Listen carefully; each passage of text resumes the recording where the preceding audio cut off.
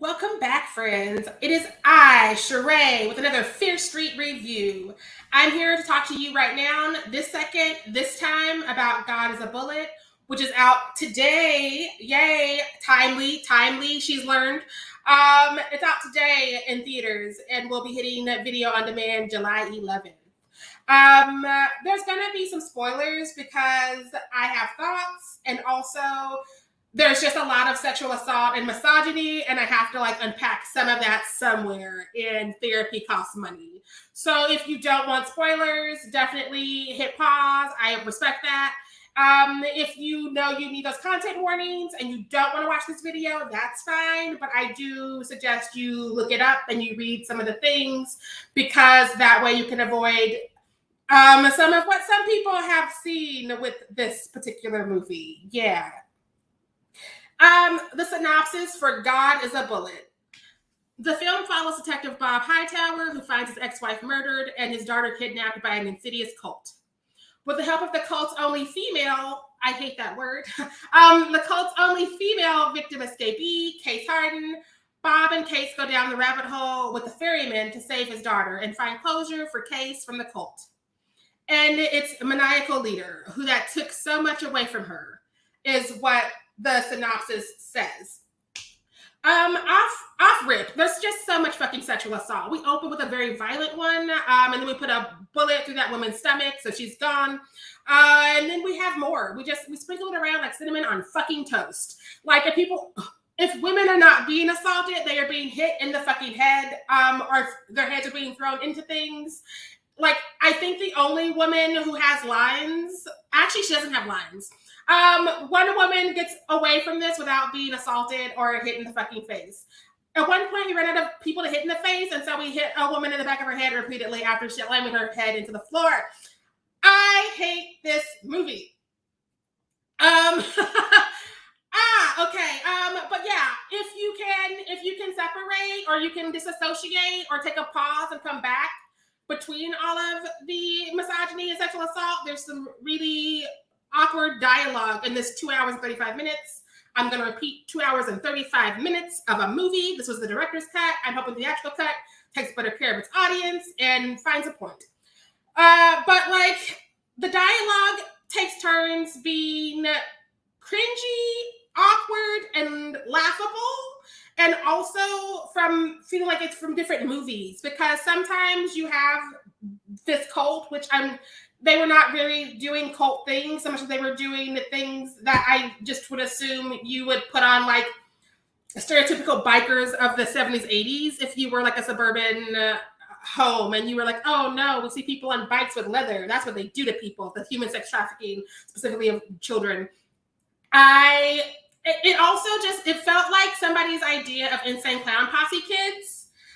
Just run a fucking muck, because I wish I could just take what I saw from my mind and just splay it for all of you, because I have I have so many thoughts that they are fighting each other in my head.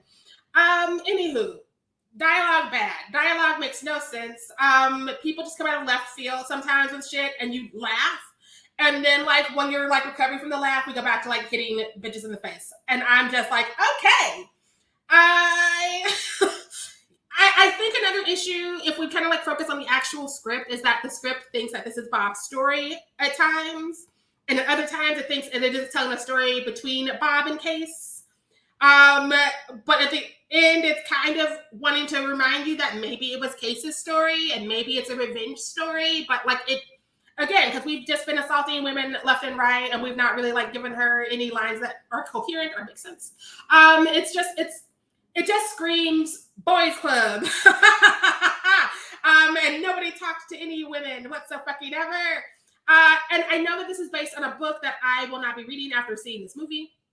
And that book is supposedly based on a true story, and so I don't know who in the process from storybook movie didn't go, what are we doing and how are we telling this story? In what way could we mainline it? And what way could we take care of the women involved? And what way could we just I don't know, maybe not have it feel like a manifesto for sexism? I don't know. I don't fucking know. I think this movie probably would have worked in the 70s or 80s when people were like allowing this and didn't have all the conversations happening today. But it feels like a jumbled misogynistic mess that just skipped over all of the gender conversations of the last few decades.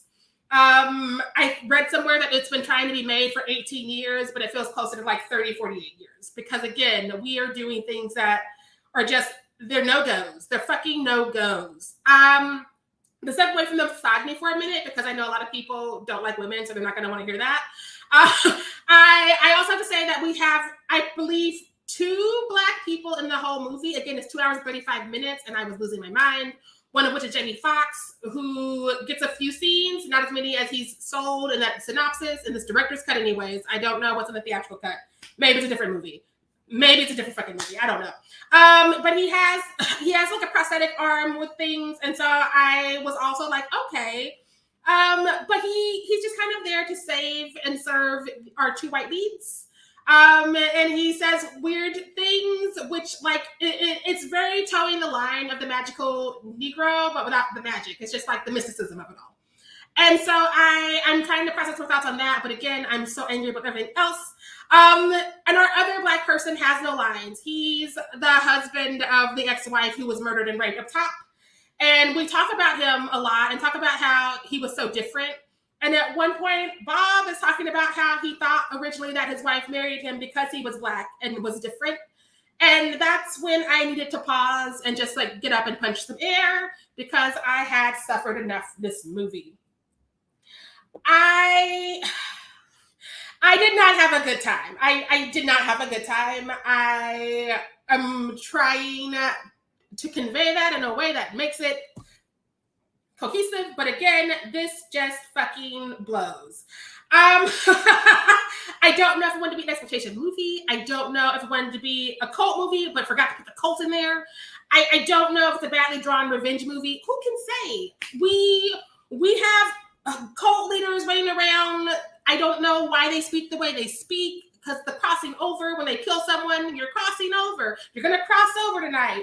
It just, it's so ridiculous in between all of the things that are awful. And I cannot. I slept on it thinking I could twist this to where it wasn't as awful as it was. Maybe I could be like, it's just not something I'm a fan of, but I have no redeeming things to say about this other than the actors did the best they could with what they were given. I felt bad for all of them. I do not understand how they all signed on for this, because like, again, all of them are really good actors and they usually do better things than this for the most part. I mean, a couple of outliers are taking some things that I was not a fan of, but like still I could always say something good about the performance, and I can in this too. That is true. Performance wise, yes. But again, like if you're giving nothing, you're giving nothing. And it's cringy dialogue and cringy behavior. I'm going to wrap this up because this is getting to be a whole episode now. I'm going to say it's a hard nay for me, like hard nay. Again, I try not to be like, this movie's bad. I try to be like, it's not for me, or I'm not the audience, or here's what I'm bringing to it. It's a bad movie. It's just a really long, bad movie. And if you're one of the people who are going to like it, good for you. I don't want to talk about it because I just cannot wrap my head around someone digging this level of misogyny that is 2.5 hours long. I felt like I was being punished for being a woman and being a critic at the same fucking time. If you agree, you can definitely leave us a comment. If you disagree, I'm not trying to hear it. This is what I do not want to argue about, because that's what Twitter is always for me. And so it's not fun. It's not spicy. I'll just go ahead and block you if you're trying to fight me, because like, again, that's what Twitter is. Why would I do that on my podcast or my YouTube channel for my podcast? No, never. I hate this movie, but I also must thank our friends who made this screener possible at XYZ Films. We are an independent podcast, so we can only review things that are gifted to us, because otherwise we would be out here getting nothing, because, again, independent podcasts, nobody cares. Also, budgets. Money? I hope that you all have a great day. I'm going to go punch some more air. Stay fierce out there. Bye.